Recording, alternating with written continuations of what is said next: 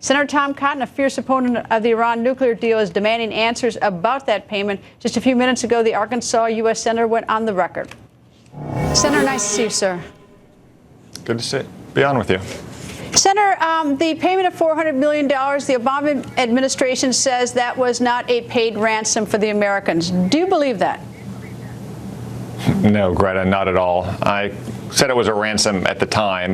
I find it highly suspect that a 36-year-old claim was miraculously solved on the same day that Iran released hostages that they had held for many years. This was clearly a ransom payment to release those hostages, and the wages of it is that we now have more American hostages in Iran.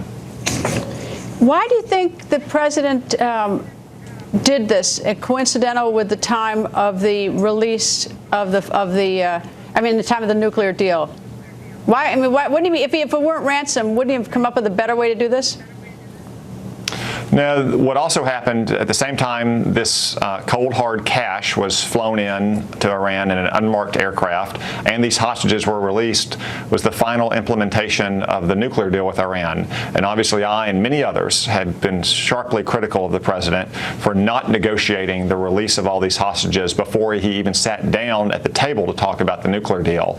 So I suspect that he wanted to have these hostages gone, even though the price of it was $400 million in small unmarked bills flying into Iran on a unmarked aircraft like it was a drug cartel transaction, not a legitimate negotiation between two governments.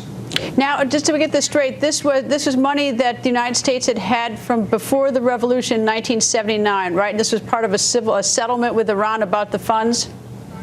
Well, it was disputed money related to a transaction with the Shah of Iran before the Ayatollahs took over in 1979. It had been disputed for 36 years. And then just miraculously, on the day that hostages were released and the Iran nuclear deal was implemented, they finally resolved that dispute. And they've given Iran more money than they were entitled to under their claims and the regular rules of interest accrual. And we now know that they didn't just give them that money, they gave it to them in cold hard cash that we cannot trace, that we cannot know what happened to, and that even the White House press secretary admitted may be going into the hands of Hamas, Hezbollah, or other terrorist organizations. Well, if paying ransom is against American policy, but what can you do about it?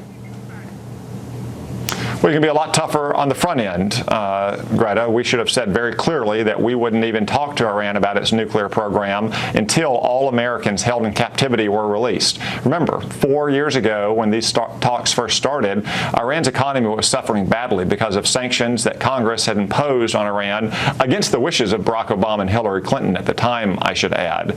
Those sanctions were tough enough that we could have set the terms of the negotiations, which included releasing all American hostages before we even sat down. Now what do we have? A bad nuclear deal and more Americans being held hostage, and Iran with $400 million in cold hard cash.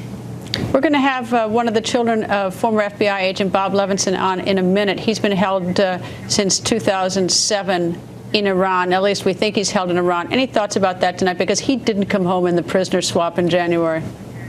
Well, my heart breaks for the Levinson family, and as I've long said, we should have negotiated for the release of all the hostages to include Mr. Levinson, who is the longest held hostage in Iran. When those hostages were released in January, I rejoiced for them and their family, but the Levinson family still wonders what happens to Mr. Levinson, and you have other Americans who now are being held hostage as well. This is just one more chapter in the very sad, long history of Barack Obama's feckless dealings with the Ayatollahs in Iran. Senator, thank you for joining us, sir. Thank you, Greta.